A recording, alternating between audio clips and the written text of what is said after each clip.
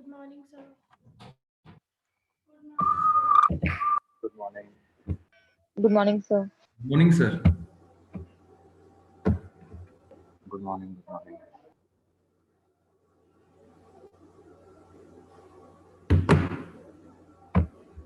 वो शुरू करे काल ऐसे चलना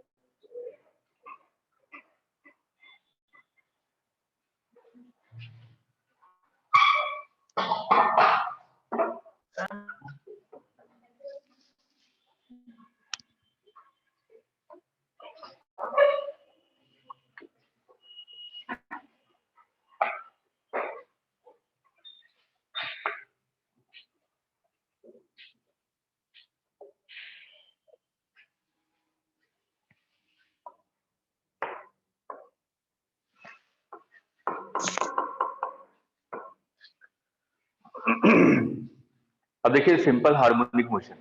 तो सबसे पहले हम लोग देखें कि पीरियोडिक मोशन और ऑसिलेटरी मोशन का मतलब क्या होता है।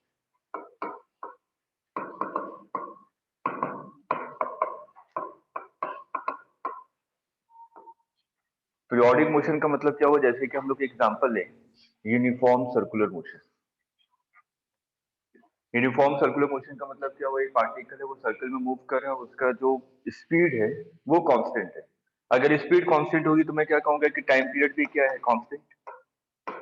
अगर मेरा टाइम पीरियड कांस्टेंट है तो उस ऐसे मोशन को हम लोग क्या कहते हैं, पीरियोडिक मोशन।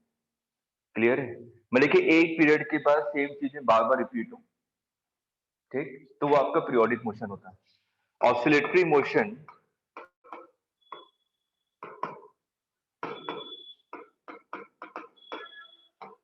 ऑसिलेटरी मोशन का मतलब क्या होता है, किसी भी पॉइंट के about to and fro motion.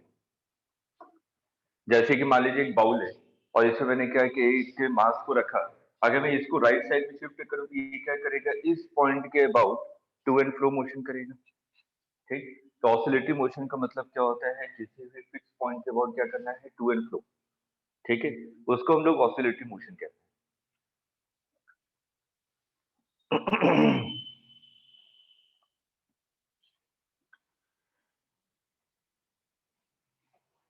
अगर मैं ये कहूं क्या पीरियोडिक मोशन ऑसिलेटरी मोशन है, all periodic motion are oscillatory, true और फॉल्स? No, false. फॉल्स है। फॉल्स, ठीक है।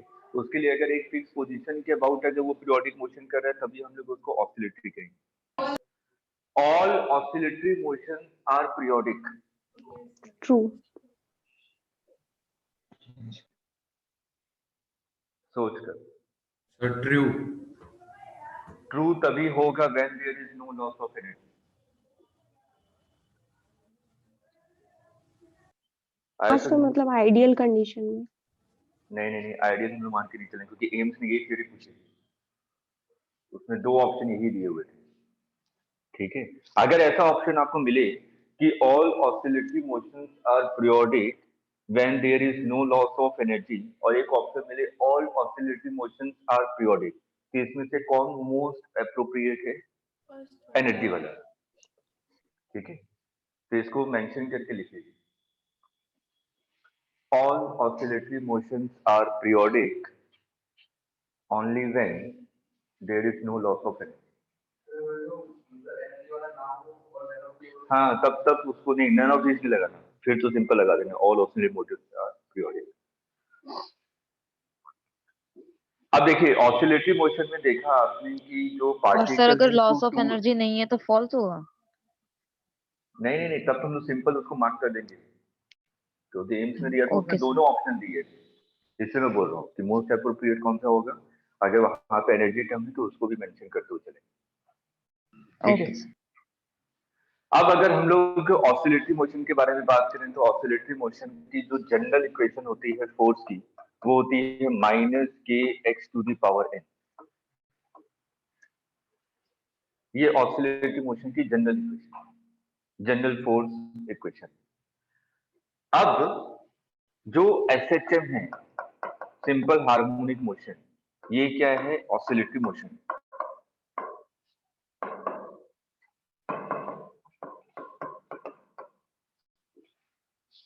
ठीक है, और ये ऑसिलेटरी मोशन का एक स्पेशल केस है सिंपल हार्मोनिक मोशन, जिसमें एन की वैल्यू क्या होती है? 1। तो फोर्स इज इक्वल टू क्या हो जाएगा? Minus k x.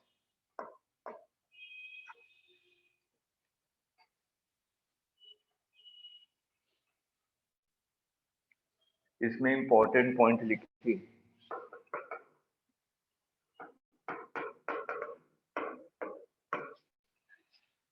x is always measured from x is always measured from mean position. X is always measured from mean position.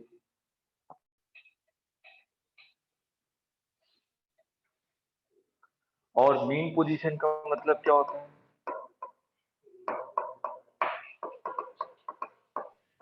हाँ सर जहाँ पे पोटेंशियल एनर्जी 0 हो। नहीं,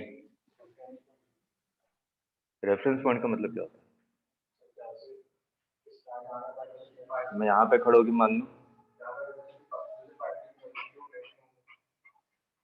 क्या क्या बोल रहे हैं? Mean position means where net force is 0। लिखिए, mean position means where net force is 0।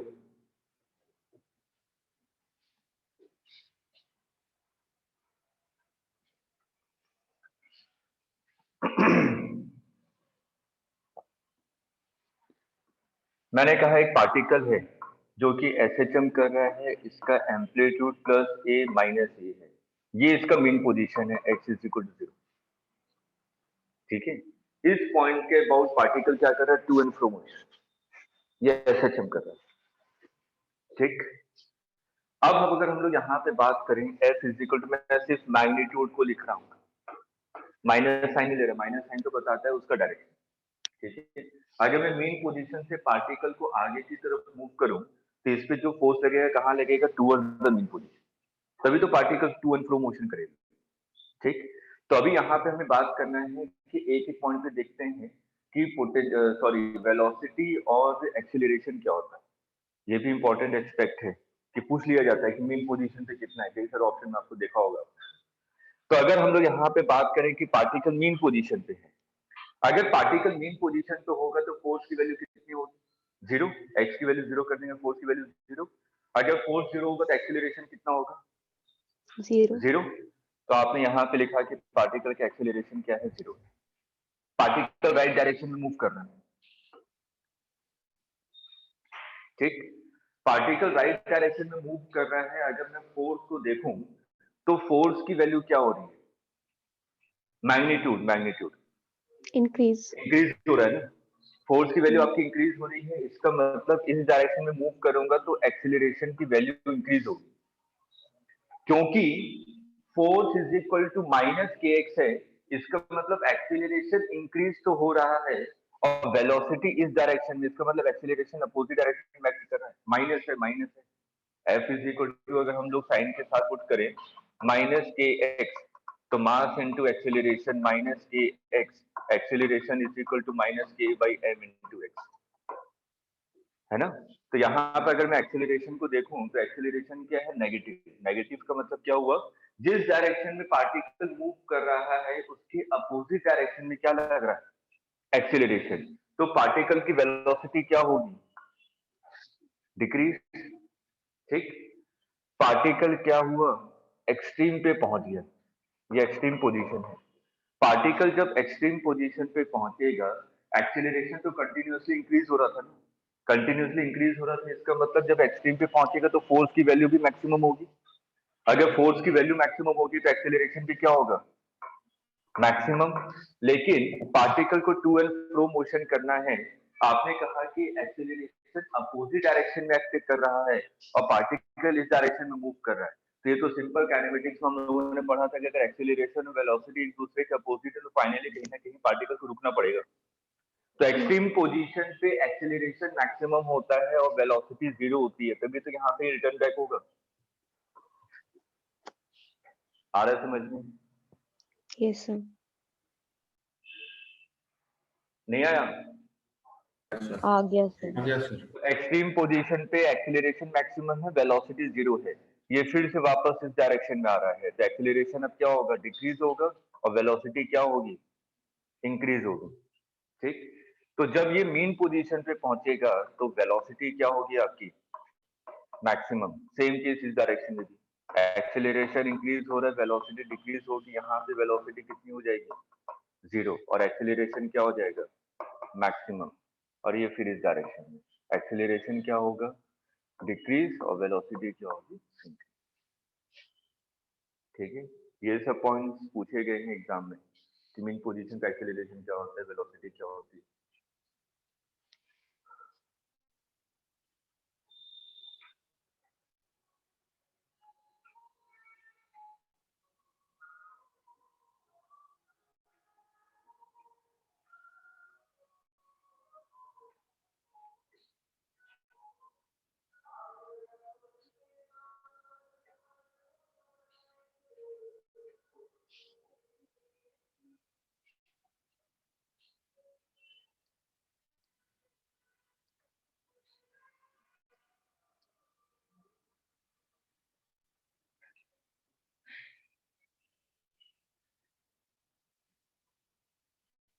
Note कर लिया?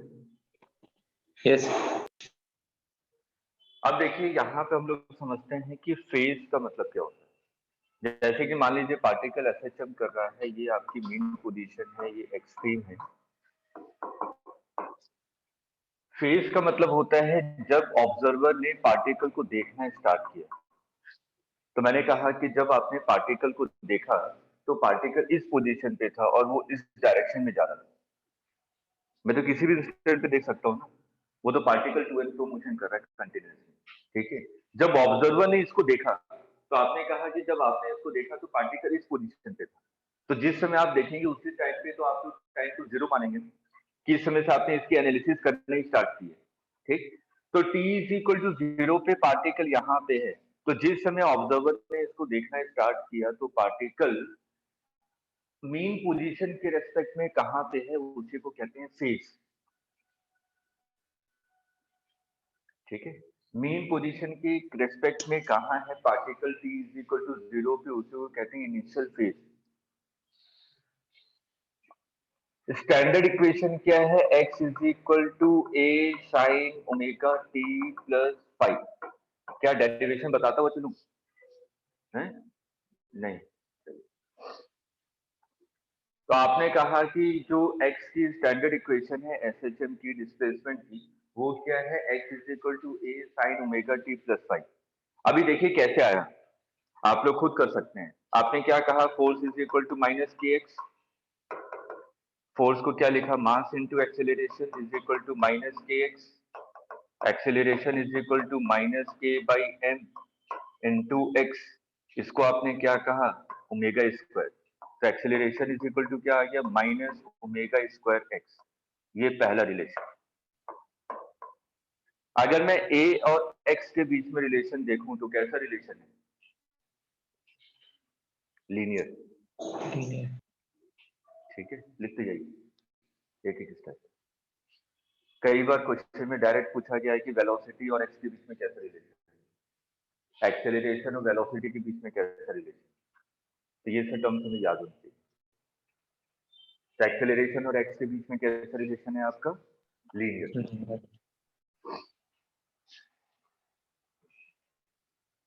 एक्सेलरेशन बिल्कुल काइनेमेटिक्स के बिल्कुल बेसिक पे आ जाएगी। अगर मैंने कहा कि एक्सेलरेशन और x के बीच में रिलेशन पता है तो मैं किसी के बीच में भी रिलेशन फाइंड आउट कर सकता हूँ, और उसके लिए मेरे पास बेसिक पता है इंटीग्रेशन और डिफरेंशिएशन।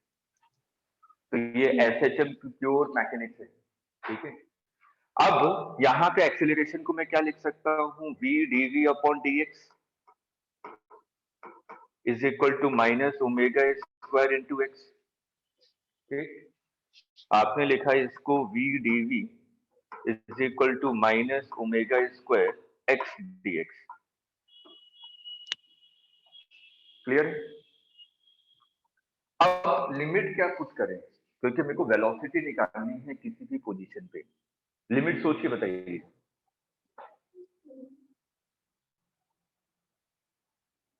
लिमिट आप डिसाइड करेंगे। So Vmax to 0. V max बेटा मेरे को पता ही नहीं है, तो वी मैक्स तो ले ही नहीं सकता मैं, क्योंकि वी मैक्स तो अननोन है ना आपके लिए। मैक्सिमम वेलोसिटी आपके लिए अननोन है, कितनी होगी मेरे को नहीं पता, लेकिन मेरे को एक चीज पता है कि यहाँ पे वेलोसिटी 0 होती है। T0 से T डैश तक।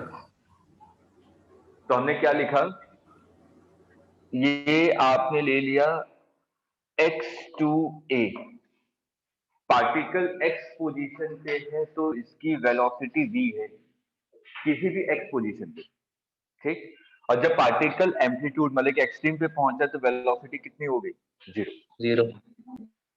अब इसको सॉल्व कर लीजिए, क्या आ रहा है, minus v square divided by 2 is equal to minus omega square divided by 2a square minus. Sir ये v dv वाली लिमिट मेरे को समझ नहीं आई।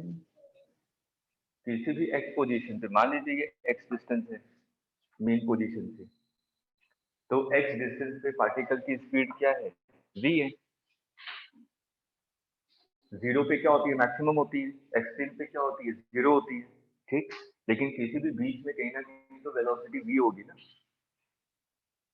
ओके तो वही सर। मैंने v मान लिया। किसी भी x पोजीशन पे वेलोसिटी v है और एक्सट्रीम पे वेलोसिटी कितनी है, 0।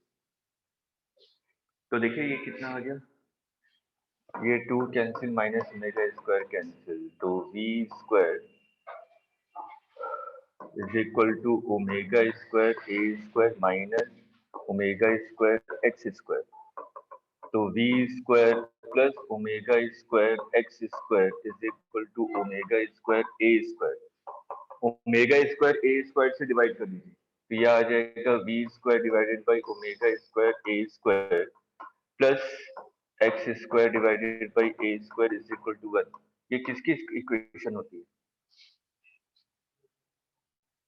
ये इक्वेशन किसकी होती है, पैराबोला की। एलिप्स। हाँ एलिप्स की।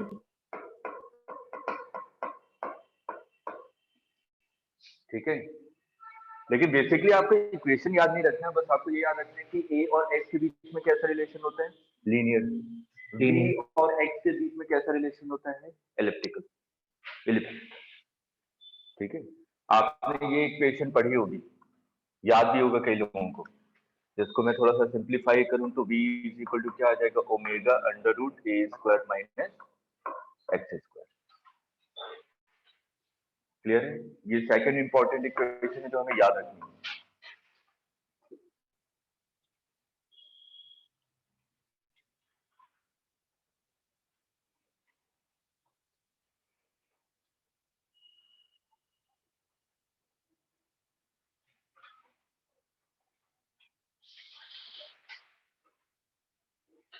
क्लियर है ये, yes sir. Yes sir. Note कर लीजिए।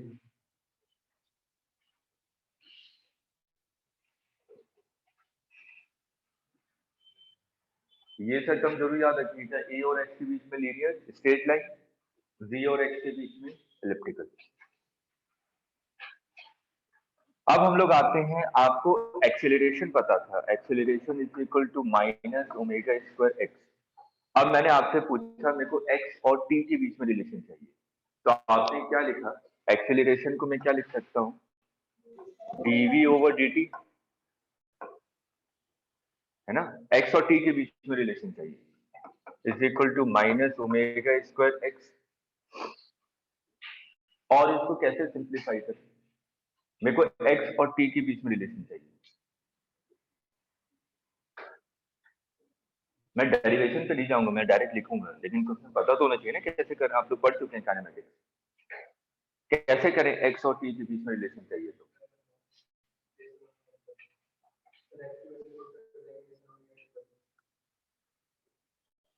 x की वैल्यू पुट कर देंगे। अरे वो तो नहीं पता मेरे को, वही तो चाहिए मेरे को। तो दो ही चीजें पता है, a और x के बीच में रिलेशन और v और x के बीच में, हमने दो ही निकाली, वो तो मैंने याद करने के लिए लिख दिया था। वो मैं निकालूं कैसे एक्स का रिलेशन? सिर्फ तरीका बताइए, हम लोग सॉल्व नहीं करेंगे क्योंकि वहां सर पे v को dx by इंटीग्रेशन का आ dt लिख जाएगा। सकते हैं। तो ये तो डबल डिफरेंशिएशन हो जाएगा ना। अगर मैं इसको dx अपॉन dt लिखूंगा तो ये तो डबल डिफरेंशिएशन हो जाएगा। बताइए, सबको आता है, थोड़ा सा लॉजिकली सोचिए, इसी पे मत देखिए। हो सकता है मेरे को कुछ और लिखना चाहिए था, मैंने ये लिख दिया।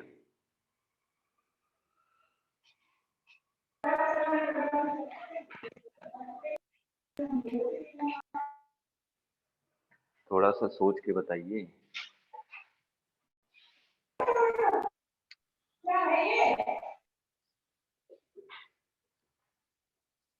मान लीजिए एग्जाम में यही क्वेश्चन है, ए और एक्स के बीच में रिलेशन पता है आपको, एक्स और टी चाहिए। ये क्वेश्चन आपके सामने, ए और एक्स के बीच में रिलेशन पता है, मेरे को एक्स और टी चाहिए।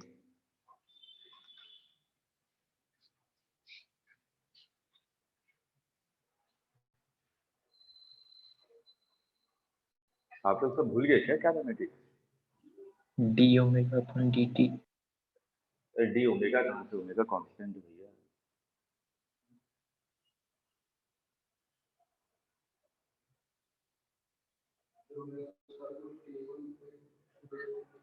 अरे उससे क्या फायदा?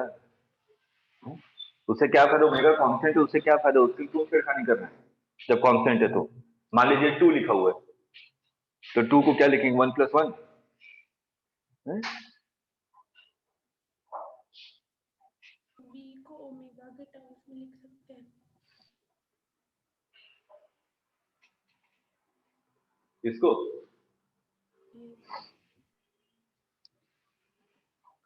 अभी आपने लिखा है v = क्या था x के टर्म में? Omega under root a square minus x square. बस इसको यहाँ पे पुट करना है और उसके बाद डिफरेंशिएट कर देना, मतलब इंटीग्रेट कर देना, x और t आ जाएगा। देखिए आया समझ में? ठीक, तो हमारा फाइनल रिजल्ट आता वो याद रखिए, क्योंकि मैथ्स का जो इंटीग्रेशन वाला पार्ट है वो फॉर्मूला हाँ है नहीं हमारे में, बल्कि नीट में नहीं पूछा जाता, इसलिए नहीं बता रहा हूँ। x = क्या हो जाएगा, a sin ओमेगा t + 5। ये थर्ड इक्वेशन x और t के बीच में, इसको यहाँ पे पुट कीजिए, इंटीग्रेट कीजिए, ये रिजल्ट आएगा।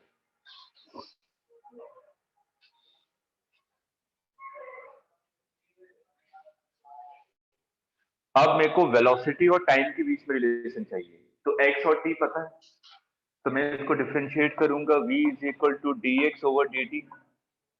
इसको डिफरेंशिएट करेंगे, a तो कांस्टेंट है, साइन का डिफरेंशिएशन cos ओमेगा t + 5, और जिसको आपने t सपोज किया उसको डिफरेंशिएट करना पड़ेगा, तो ये कितना आ जाएगा, a ओमेगा ना। ये आता है ना सबको? यस तो सर। ये वेलोसिटी और टाइम के बीच में रिलेशन है। सॉरी, अब मेरे को क्या चाहिए,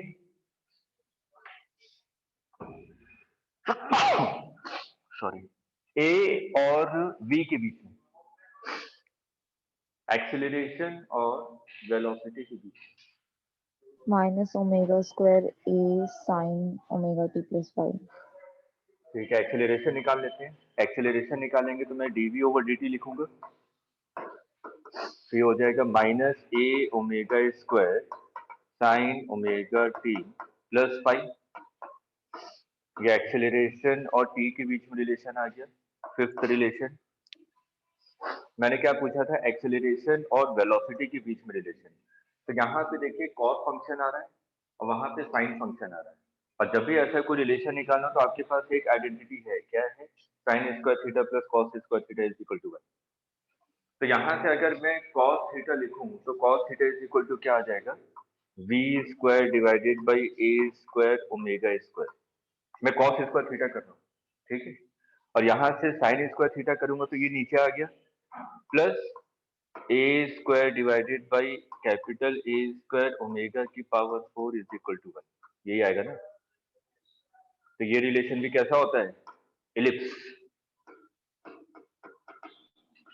तो बस अभी हम लोगों को क्या याद रखना है कि v और x के बीच में रिलेशन इलिप्स, a और v के बीच में रिलेशन इलिप्स, a और x के बीच में रिलेशन स्ट्रेट लाइन, और उसके बाद तो सब साइन और कोसाइन। क्लियर है? सर ये ए स्क्वायर के नीचे क्या लिखा है? ए स्क्वायर के नीचे कैपिटल ए स्क्वायर ओमेगा की पावर 4, ये नीचे आ जाएगा, तो स्क्वायरिंग करेंगे तो कितना हो जाएगा, ए स्क्वायर ओमेगा की पावर 4। ओके।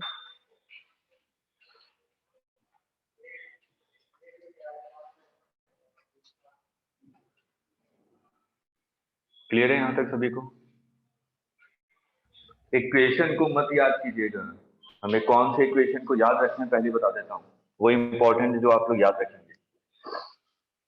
ये इक्वेशन जिसको याद रखना है आपको, ये वाली इक्वेशन सेकंड वाली, इसको याद रखना है, ठीक। और उसके बाद स्टैंडर्ड इक्वेशन जो x और t के बीच में है, ये वाली, उसके बाद तो डिफरेंशिएशन करके निकाल सकते हैं, इसलिए सिर्फ तीन इक्वेशन को याद रखें, a और x के बीच में, x और t के बीच में, और b और x के बीच में। तीन इक्वेशन इंपॉर्टेंट मार्क करें, इसको याद रखें। क्लियर है? यस।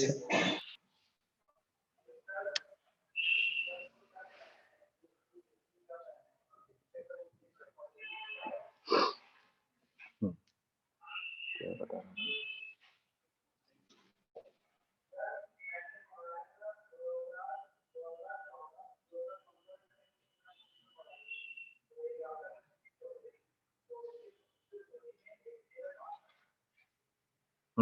जो आपने लिखा a is equal to minus k by m into x, ठीक है, ये बहुत इंपॉर्टेंट है पूरे एसएचएम में।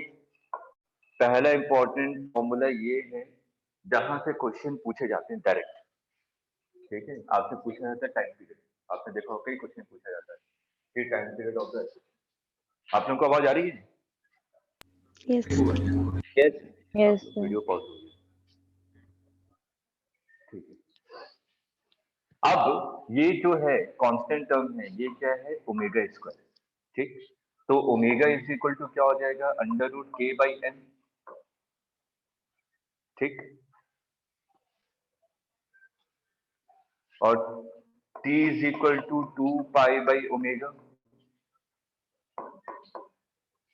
सभी ऑसिलेटरी फंक्शन क्या होते हैं, पीरियोडिक होते हैं, ठीक है। तो इसलिए मैंने क्या लिखा, t is equal to 2 pi by omega. तो यहां से क्या रिलेशन आ जाएगा, t is equal to 2 pi under root m upon के।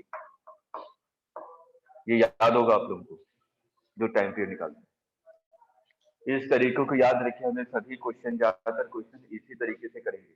अगर कहीं पे भी टाइम पीरियड पूछा जाए तो हम लोग एक्सेलरेशन निकालने की कोशिश करेंगे x के टर्म, और जो x का कोफिशिएंट होगा वो क्या होगा, ओमेगा स्क्वायर, ठीक है। Acceleration as a function of x निकालना है, और जो x का कोफिशिएंट होगा वही क्या होगा, ओमेगा स्क्वायर। ये स्टैंडर्ड तरीका है टाइम पीरियड ऑफ एसएचएम निकालने का, ठीक। नोट कर लिया?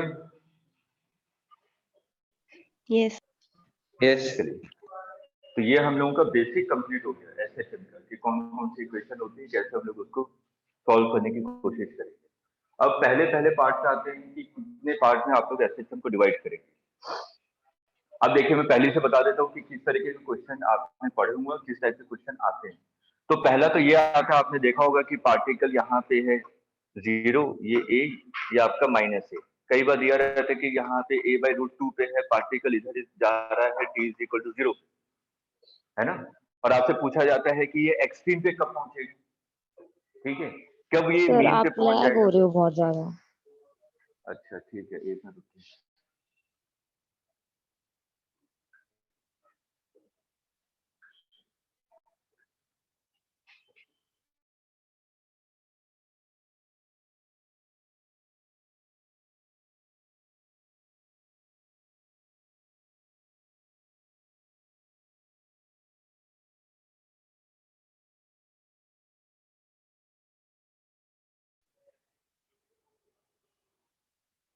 अब मेरी वॉइस क्लियर है? Yes sir. ठीक है, अब देखिए मैं पहले वैरायटी बता दूं कि किस टाइप के क्वेश्चन आपके बनते हैं। ये पहली वैरायटी होगी कि t इज इक्वल टू 0 पे पार्टिकल की पोजीशन दी रहती है और आपसे पूछा जाए कब वो मीन पे पहुंचेगा, कब एक्सट्रीम पे पहुंचेगा। ठीक, दूसरी वैरायटी दो पार्टिकल आ जाते हैं। एक particle t is equal to 0 पे यहाँ से स्टार्ट हो रहा है a/2 से, और एक पार्टिकल a/√2 से स्टार्ट हो रहा है इधर की तरफ। दो पार्टिकल हैं और आपसे पूछा जाता है कि कब ये मीट करेंगे, दोनों एसएचएम कर रहे हैं, ये कब मीट करेंगे। ठीक, ये दो चीजें आपके पूछे गए हैं क्वेश्चन। ठीक, इसके बाद भी वैरायटी आती है जो इंजीनियरिंग में पढ़ी जाती है कि कब इन दोनों के बीच की पोजीशन भले कि मैक्सिमम डिस्प्लेसमेंट पे होंगे, भले कि इन दोनों की डिस्टेंस क्या होगी, मैक्सिमम होगी। वो थर्ड वैरायटी है जो सिर्फ इंजीनियरिंग में। अब यहाँ पे आपने देखा कि दोनों पार्टिकल का एम्पलीट्यूड सेम है, एक ही तरीके के एसएचएम कर रहे हैं। इंजीनियरिंग में पूछा जाता है एक पार्टिकल है जो कि ए एम्पलीट्यूड पे एसएचएम कर रहा है और एक दूसरा पार्टिकल है जो कि 3a के एम्पलीट्यूड पे एसएचएम कर रहा है, वो कब मीट करेंगे। और यहाँ पे मैंने 5 पार्टिकल ले लिए कि 5 पार्टिकल एसएचएम कर रहे हैं, 5 पार्टिकल एक बार में कब मीट करेंगे कि नहीं करेंगे। ठीक, तो उस वाले पोर्शन पे नहीं जाएंगे, सिर्फ हम लोग इसी दो पोर्शन पे रहेंगे। ठीक है, ये पहली वैरायटी होगी। उसके बाद जो सेकंड वैरायटी आती है एनर्जी के टर्म में, जहां पे आप लोग काइनेटिक एनर्जी, पोटेंशियल एनर्जी और टोटल एनर्जी पढ़ते हैं। तो जब हम लोग कहते हैं कि रेफरेंस डिसाइड करते हो, रेफरेंस पे कहते हैं कि पोटेंशियल एनर्जी जीरो, उसके रेस्पेक्ट में ग्राफ ड्रॉ करते हैं, जो कि सभी को पता है। हम लोग रेफरेंस को जीरो नहीं मानेंगे, उस ग्राफ की एनालिसिस करेंगे जो कि एम्स ने पूछा था। सब चीजें बार बार रिपीट होंगी क्योंकि हम लोग स्प्रिंग फोर्स पढ़ चुके हैं। ठीक है, वहां पे भी ये टर्म्स मैंने बताए थे, मैं फिर से यहाँ पे रिपीट करूंगा, सेम चीजें हैं। स्प्रिंग मास सिस्टम में आपने देखा होगा कि कुछ ऐसा सिस्टम बना दिया, स्प्रिंग लगा दिया, एक ब्लॉक लगा दिया, कुछ ऐसा सिस्टम बना दिया, स्प्रिंग लगा दिया, ये ब्लॉक लगा दिया, और आपसे पूछा जाए फाइंड टाइम पीरियड, कुछ ऐसा सिस्टम बना दिया, एक स्प्रिंग यहाँ पे लगा दिया, एक स्प्रिंग यहाँ पे लगा दिया और इसको नीचे रख दिया, इसका टाइम पीरियड। ठीक है, मतलब कि स्प्रिंग ब्लॉक के अलग अलग कॉम्बिनेशन के टाइम पीरियड निकालना। जब हम लोग इस क्वेश्चन पे आएंगे तभी हम लोग पढ़ेंगे। मैंने एक बताया था कि फ्लूइड में एक क्वेश्चन पूछेगा आप लोग एसएचएम निकालने का। एक सिलेंडर पानी के अंदर रखा हुआ, उसको अगर मैंने हल्का सा सबमर्ज किया तो एसएचएम करेगा, उसका टाइम पीरियड निकालना, यहीं पे पूछेगा जब मैं इसको स्टार्ट करूंगा। ठीक है, उसके बाद एक कॉन्सेप्ट हम लोग पढ़ेंगे, क्या है, एक कॉन्सेप्ट पढ़ेंगे जैसे कि मैंने कहा कि स्प्रिंग ब्लॉक सिस्टम है, लेकिन यहाँ पे एक सिलेंडर है। ठीक है, ये स्फीयर है, इसका टाइम पीरियड निकालना, ब्लॉक नहीं है, स्फीयर है, तो यहाँ पे प्योर रोलिंग होगी। ठीक, तो यहाँ पे टॉर्क लगेगा, तो टॉर्क की इक्वेशन बनाए तो कहीं ना कहीं साइन कन्वेंशन में गड़बड़ हो जाती है। इसे एक और तरीका हम लोग यहाँ पे सीखेंगे टाइम पीरियड निकालने का, एनर्जी मेथड।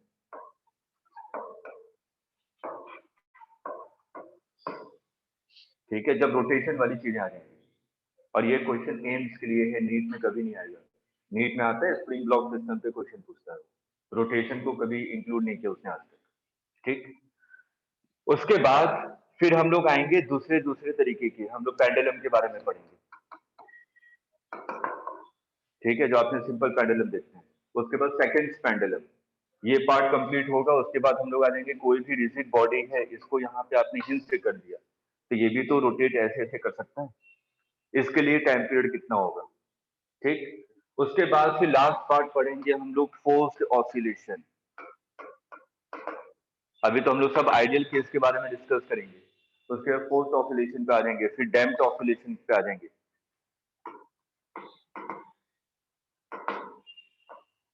ठीक है, ये पूरा चैप्टर है। तो मैं पहले बता दूं किन पोर्शन पे ज्यादा चांसेस है क्वेश्चन आने के। ये वाला, ये पहला पार्ट बहुत इंपॉर्टेंट है, जहां से चांसेस बहुत ज्यादा होते हैं क्वेश्चन आने के। उसके बाद अगर मैं बात करूं तो एनर्जी से रिलेटेड बोल देता है कि पोटेंशियल एनर्जी, काइनेटिक एनर्जी दोनों इक्वल है, किस पोजीशन पे इक्वल होंगी, कितने टाइम पे दोनों इक्वल हो जाएंगे, इस टाइप के क्वेश्चन। ये एनर्जी मेथड नीट के लिए इंपॉर्टेंट नहीं है। उसके बाद ये वाला क्वेश्चन, ठीक है, कोई रिजिड बॉडी है वो पेंडुलम की तरह बिहेव कर रहा है, तो उसका एक्सट्रीम पोजीशन कितना होगा, यहाँ से यहाँ तक आने में कितना टाइम लगेगा। और ये वाला जो पोर्शन है ये सिर्फ और सिर्फ थ्योरी के लिए इंपॉर्टेंट है, फोर्स ऑसिलेशन और डैम्प्ड ऑसिलेशन। ठीक, देखिए कोई भी चैप्टर पढ़े तो हमें पता होना चाहिए कि इस चैप्टर में कितने वैरायटी है और कहाँ से क्वेश्चन पूछे जाते हैं। ये नहीं कि ऐसे बस पढ़ते जा रहे हैं, पढ़ लो। ठीक है, तो जो इंपॉर्टेंट है उस पर ज्यादा फोकस करेंगे। और इंजीनियरिंग में फोर्स और डैम्प में बहुत सारे क्वेश्चन कराए जाते हैं, क्योंकि वो वहां पे डिफरेंशियल इक्वेशन उनके में है, मैथ सब्जेक्ट है, तो वो डिफरेंशियल इक्वेशन से वैल्यू निकालते हैं। ठीक, तो इस वाले पोर्शन के कोई भी मैथमेटिकल फॉर्मूले आपको मॉड्यूल या कई जगह मिल जाते हैं। ठीक है, और वो क्वेश्चन भी दिए रहते हैं उससे बेस, लेकिन नीट ने कभी नहीं पूछा है, आप उठा के देख लीजिएगा पेपर, क्योंकि डिफरेंशियल इक्वेशन आपको सॉल्व करनी ही नहीं आती है। ठीक, अगर मिले भी तो इस क्वेश्चन पे ज्यादा हमें क्वेश्चन की प्रैक्टिस नहीं करनी है, बस थियरी पता होनी चाहिए कि क्या है इसके प्रिंसिपल, क्या है इसके बेसिक प्रिंसिपल। ठीक है, फर्स्ट स्टार्ट करते हैं हम लोग।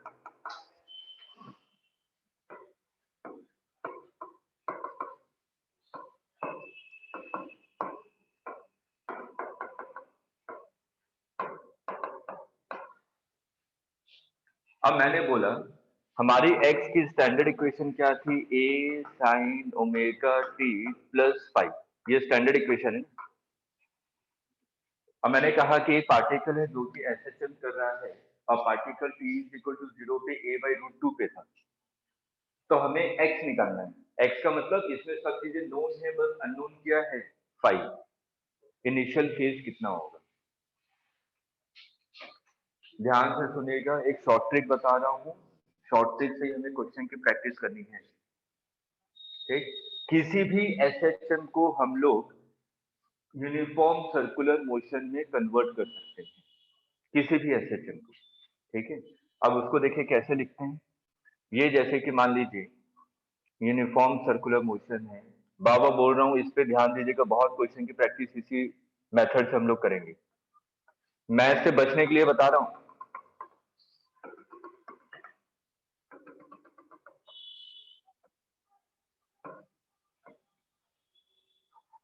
ये a है, ये 0 है, ये -a।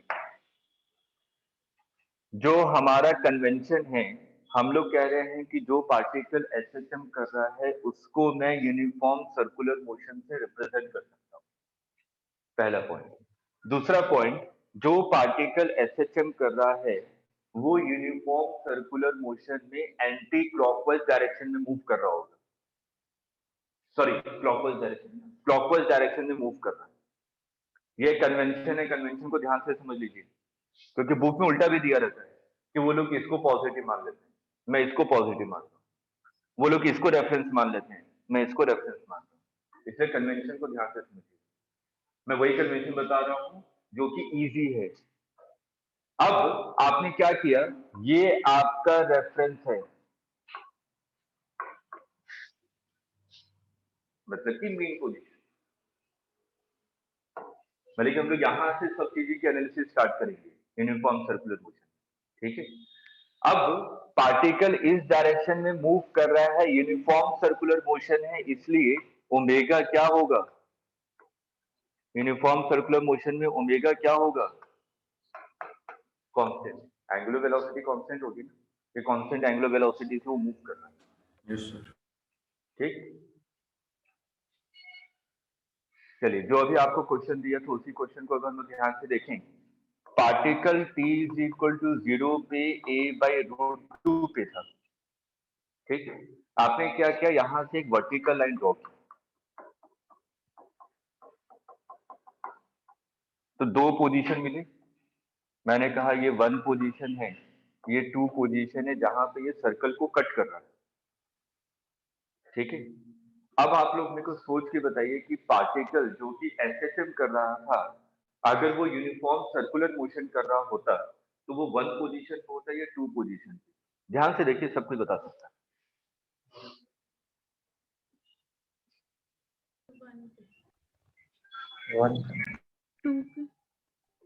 पार्टिकल इधर जाना, पार्टिकल देखिए एसएचएम में a/√2 से वो कहा जा रहा है टूवर्ड्स द एक्सट्रीम पोजीशन, है ना। अगर टूवर्ड्स द एक्सट्रीम पोजीशन जा रहा है, अगर मान लीजिए आपने 2 मान लिया, तो पार्टिकल तो क्लॉकवाइज मूव कर रहा है, तो इसका मतलब वो 2 से कहाँ जाएगा, x इज इक्वल टू 0 पे आ जाएगा, ठीक है। लेकिन उसको जाना कहाँ पे है, प्लस a की तरफ, इसलिए वो कौन सा पोजीशन होगा, ये वाला। ये क्लियर है। मैं Yes. आराम से चल रहा हूँ, कहीं पे भी कोई प्रॉब्लम हो पूछ लीजिएगा, बस इसी कॉन्सेप्ट को समझाने के लिए। उसके बाद थोड़ा सा फास्ट चलेंगे, न्यूमेरिकल की प्रैक्टिस करेंगे तब। तो यहाँ पे आपने कहा कि पार्टिकल कहाँ पे है, 1 पोजीशन पे। पार्टिकल 1 पोजीशन पे है, तो आपने एक लाइन ड्रॉ कर लिया। यूनिफॉर्म सर्कुलर मोशन का जो रेडियस है वो किसके इक्वल है, एम्पलीट्यूड के। यूनिफॉर्म सर्कुलर मोशन का जो रेडियस है वो किसके इक्वल है, एसएचएम के एम्पलीट्यूड के।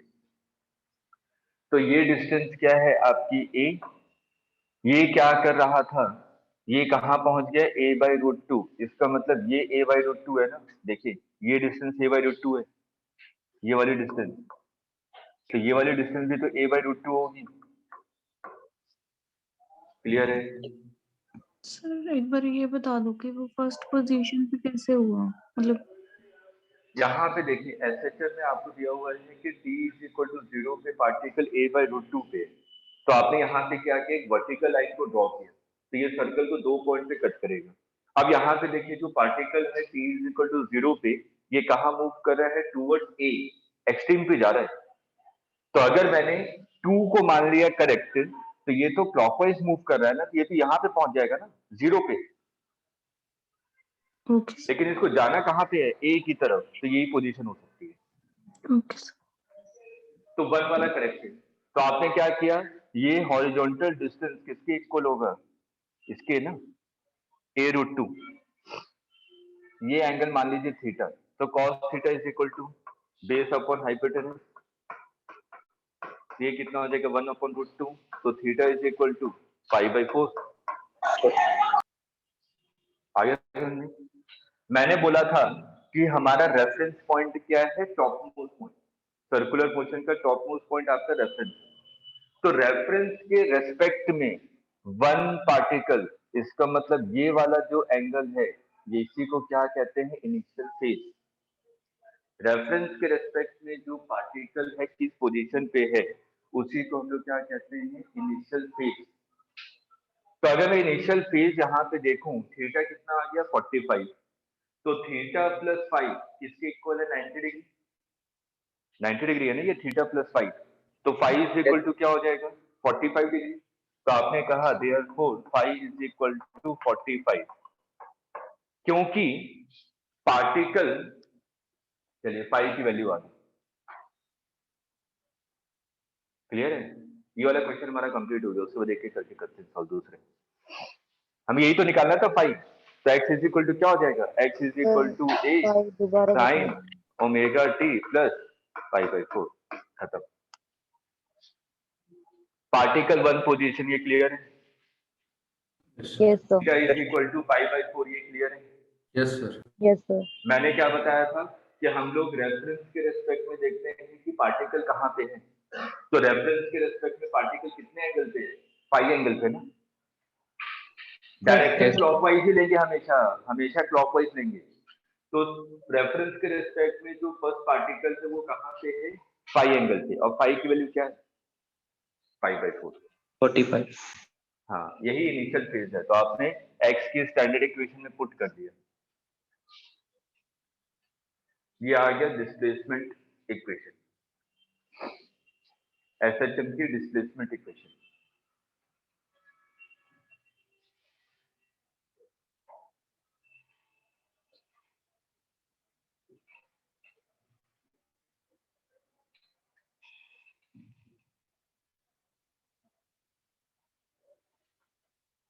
क्लियर है यहाँ तक। Yes. यस चलिए, नोट कर लिया सभी ने। Yes sir. Yes.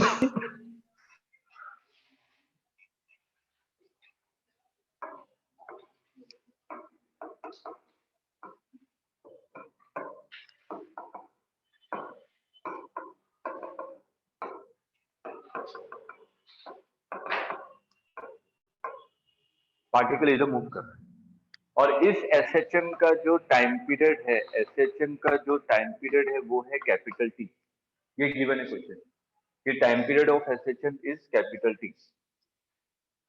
अब आपसे पूछा गया find time when it crosses extreme position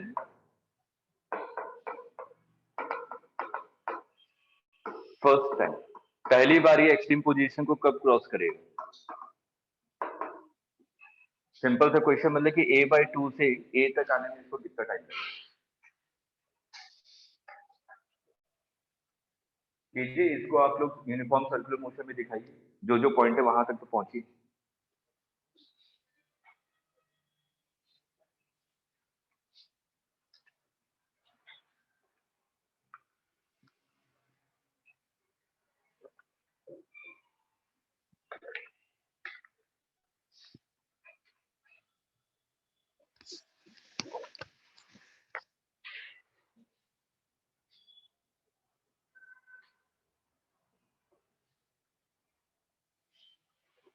कीजिए एक मिनट।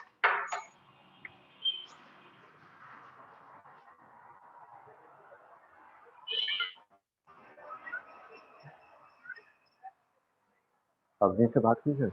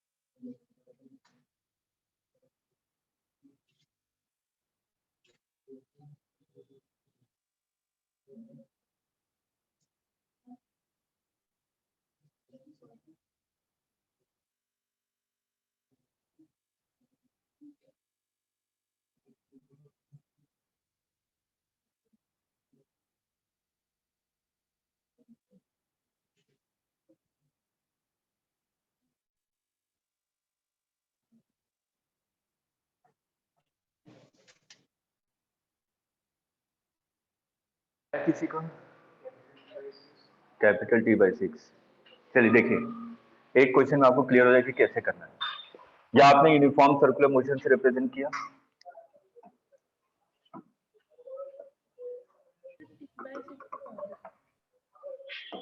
हाँ, बता तो रहे हैं, सभी लोगों को यही आया। x is equal to 0 minus a plus a, ठीक है। पार्टिकल a/2 पे था और ये राइट डायरेक्शन में मूव कर रहा है, तो आपने इसको ऊपर एक्सटेंड किया, इसका मतलब पार्टिकल इस पोजीशन पे होगा, ठीक। आपने क्या किया, इसको ज्वाइन कर दिया, ये a है और ये हॉरिजॉन्टल डिस्टेंस कितनी है, a/2, तो cos theta is equal to 1/2, that mean theta is equal to 1/2 degree. क्या? हाँ, 60 डिग्री, यही आया ना, cos थीटा 1/2। अब देखिए इस वाले पोर्शन में जो पहला पोर्शन है, नीट वालों को सब चीजें याद होती हैं, मैं बता रहा हूँ कि उनसे पूछ दो ना कि यहाँ से यहाँ कितना लगेगा, तुरंत बता देंगे। बोलूंगा यहाँ से यहाँ कितना लगेगा, तुरंत बता देंगे। और बीच में अगर कहीं गड़बड़ कर दी मैंने, यहाँ पे लिख दिया √3/2 और यहाँ से a/√2 तक कितना होगा, तब फंस जाएंगे, क्योंकि उतनी सारी चीजें ना रट लेते हैं, वो स्टैंडर्ड रख लेते हैं 5-6।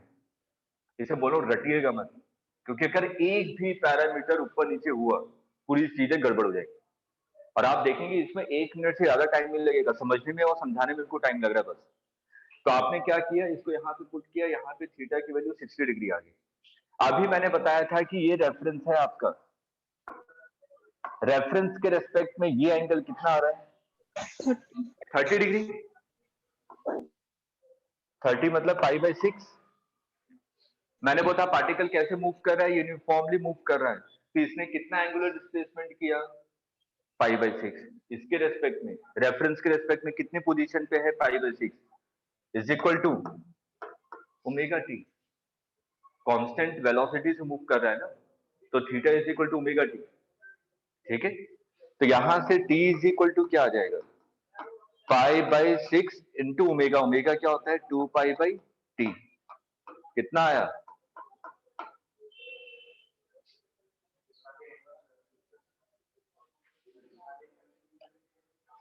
इसी से करेंगे और किसी से नहीं करेंगे। सर जो ये वाले क्वेश्चंस आते हैं जैसे कि अच्छा, एक मिनट, ये आया क्या,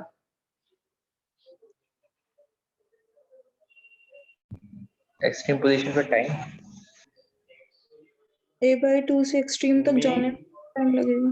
नहीं, मीन से यहां तक का टाइम आया है, क्योंकि मैंने रेफरेंस और ये पोजीशन ली है, मतलब कि यहां से यहां तक आने में टाइम इसको t/12 लगा। मेरे को क्या पूछा गया था, एक्सट्रीम का तो ये वाला कितना हो जाएगा, omega t is equal to π/3, तो t is equal to π/3 into 2π/t। t/c is the correct answer. Initial phase पूछा जाए तो कितना है, π/6।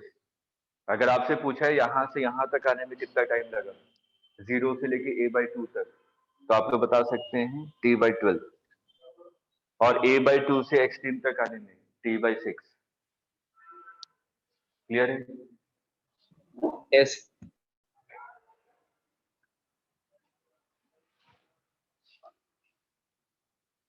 चलिए इसको नोट कीजिए, फिर एक दो क्वेश्चन और करते हैं। सर जो ये वाले क्वेश्चंस आते हैं फाइंड टाइम पीरियड इन जैसे कि 3/8 ऑसिलेशन और 1/8 ऑसिलेशन, सर वो भी इसी तरीके से करेंगे? सेम यही तरीका है। ओके। चलिए ये कर लिया, एक दो क्वेश्चन और देता हूँ, आप खुद अपने मन से बहुत सारे क्वेश्चन बना सकते हैं।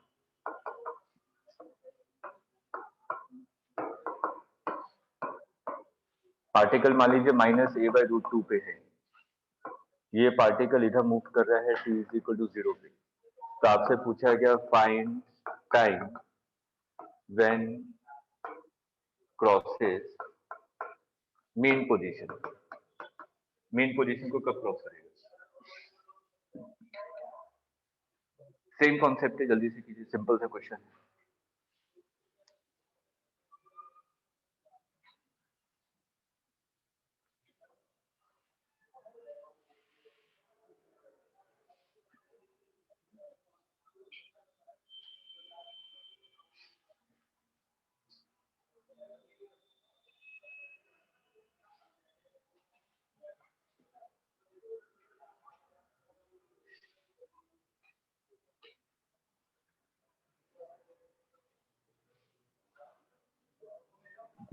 t/2√2. नहीं, ऐसा नहीं आना चाहिए, हो भी सकता है, मेरे को नहीं पता, लेकिन ऐसा नहीं आना चाहिए।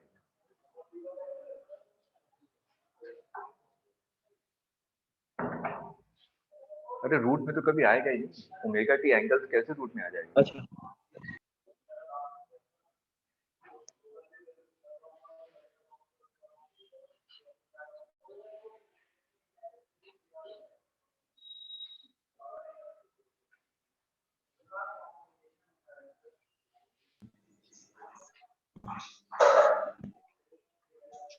t/4. हो सकता है,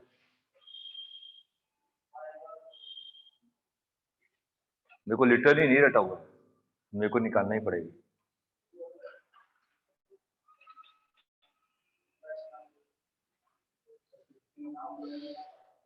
फिफ्टीन t/8, एक का आ रहा है 15t/8, पता नहीं, करके देखते हैं। आप लोग आंसर निकाल के रखे, मैं सॉल्व करता हूँ। सबने निकाल लिया, अपने अपने आंसर निकाल लिए? पहला ऑप्शन क्या बताया? t/4, दूसरा ऑप्शन 15t/8, और किसी को कोई आंसर आ रहा है? Yes sir, t/4 आ रहा है. अच्छा, t/4 आ रहा है, इसके अलावा किसी का आंसर?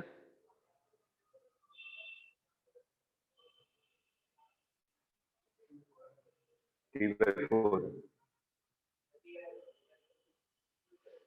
चलिए देखिए ध्यान से, यह आपका सर्कुलर मोशन है, ये 0 a -a, पार्टिकल -a/√2 था ना, किस डायरेक्शन में मूव कर रहा है? इस डायरेक्शन में। इसका मतलब पार्टिकल कहाँ पे होगा? इस पोजीशन पे होगा या इस पोजीशन पे होगा? नीचे वाले, क्योंकि -a की सर तरफ नीचे. ये वाली पोजीशन है। ठीक, आपने इसको ज्वाइन किया, ये a है, ये हॉरिजॉन्टल डिस्टेंस कितनी है? a/√2, तो ये एंगल कितना आ जाएगा? π/4, है ना। और पार्टिकल को कहाँ पहुंचना है? मीन पे पहुंचना है, इसका मतलब पार्टिकल को यहां से यहां पहुंचना है, यही है ना। पार्टिकल को यहां से यहां पहुंचना है ना, मीन तक जाना है, तो ये एंगल कितना है? π/2 प्लस π/4, ये किसके इक्वल होगा? Omega T. वैल्यू पुट कर दीजिए, π/4 प्लस π/2 डिवाइडेड बाई 2π/t, ये आंसर आ गया। जो भी आ रहा हो सॉल्व करके देख लीजिए। क्लियर है सभी को? नीचे वाला क्यों लेंगे पॉइंट? ये इधर की तरफ जाना है, वाइज है. ए की तरफ, तो माइनस ए की तरफ जाएगा तो यही वाला पॉइंट तो होगा। अगर मैंने ये वाला पॉइंट ले लिया तो जीरो की तरफ जा रहा है। यूनिफॉर्म सर्कुलर मोशन में याद रखिए पहला पॉइंट ही बताया था कि पार्टिकल क्लॉकवाइज मूव कर रहा है, क्लॉकवाइज। क्लियर?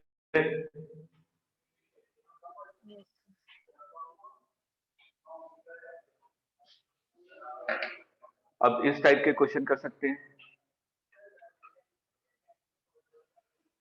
एक दो क्वेश्चन दे देता हूँ, थोड़ी सी प्रैक्टिस कीजिएगा।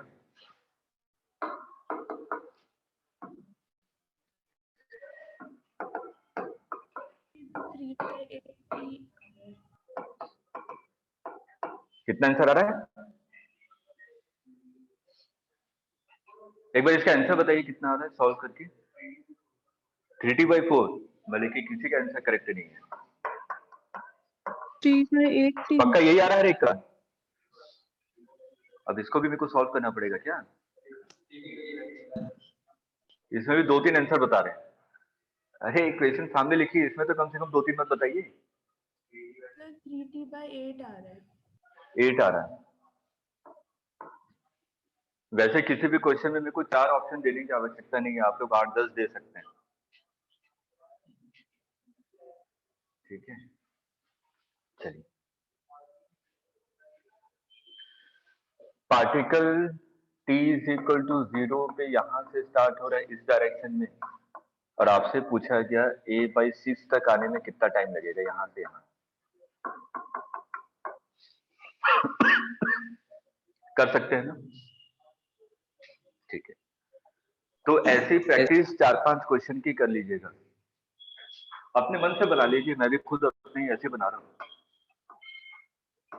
-a 0 a, मान लीजिए √3/2a पे है। पार्टिकल यहाँ से मूव करे t इज इक्वल टू 0 पे, तो पार्टिकल को मूव करके यहाँ से यहाँ तक आने में कितना टाइम लगेगा?